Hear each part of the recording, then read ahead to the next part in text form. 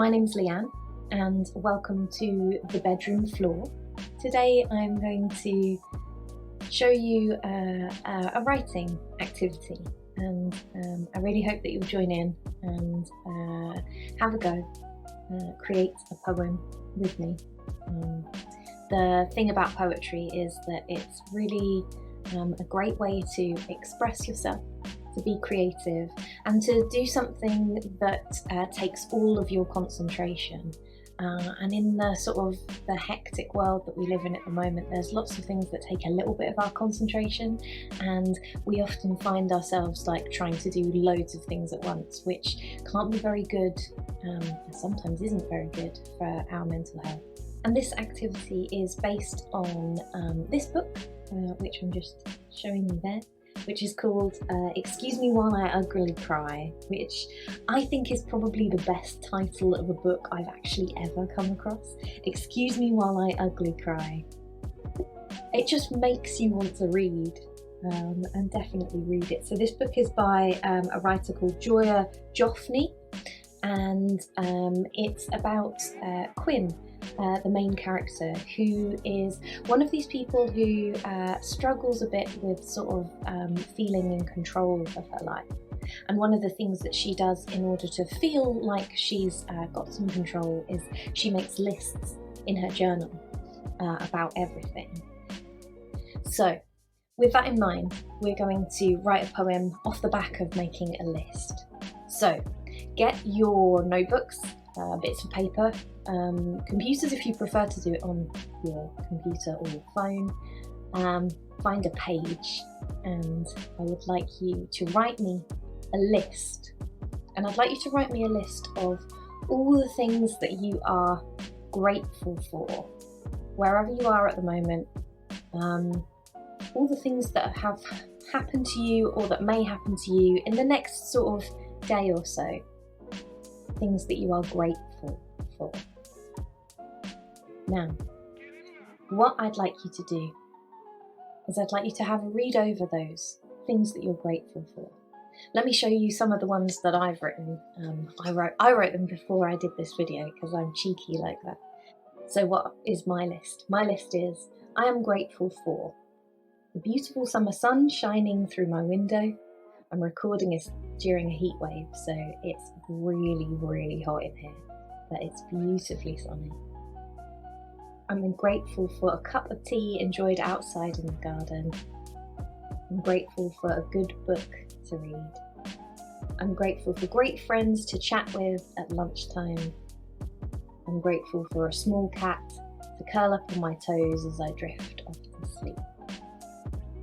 So they don't have to be big things that you can be grateful for. They can be like the tiniest, smallest, most beautiful moments of contentment. They can be big things as well if you like. But yeah, try and get as many good things, as many things that you are grateful for. And the next thing that I would like you to do is I would like you to have a look at the form that we're going to use to do some poetry with today. So poetic forms are kind of like the structure, the scaffolding that holds a poem together. This particular poem is called the trimeric poem, and it's kind of a poem that has 4 stanzas, so 4 verses, and the first verse or stanza has 4 lines and the other 3 have 3 lines each. And there's this repeating repetition, this pattern of lines that keep repeating through the poem, and that's what we're going to look at now. As you can see, a trimeric has 4 stanzas, and stanzas are also sometimes called verses. And the first stanza has 4 lines, and the other 3 stanzas have 3 lines each. The first line of each stanza is a refrain. So the corresponding line in the first stanza is repeated in the next stanza. So that sounds really complicated, but when we go through the example, you'll see what I mean. And there are no other rules. No rules on line length or rhythm or rhyme. It's just about those repeating lines.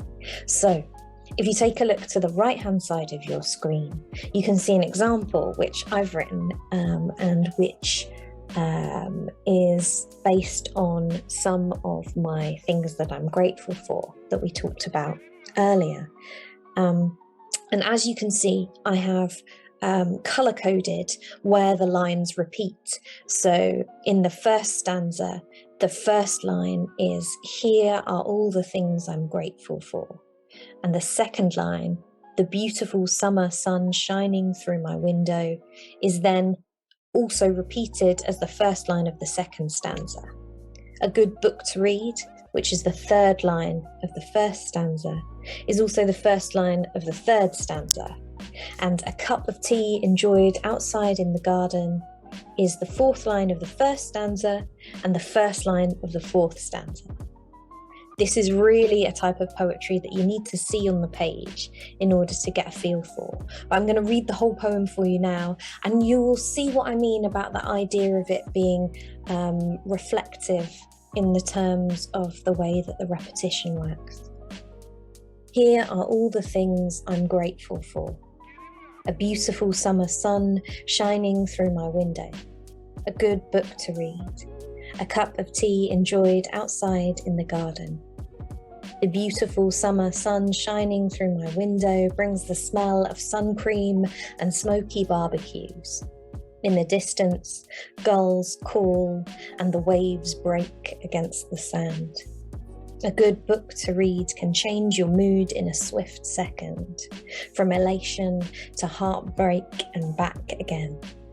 A cup of tea enjoyed outside in the garden, warm enough to melt away the worries, as bees bumble lazily from one foxglove to another." So what I'd like you to do is I'd like you to have a think about the top 3 things that you're grateful for that are on your gratitude list that we've just looked at. And I want you to put those as your repeating lines in your poem. You can start your poem with the line, "Here are all the things I'm grateful for," just like we saw in the example piece.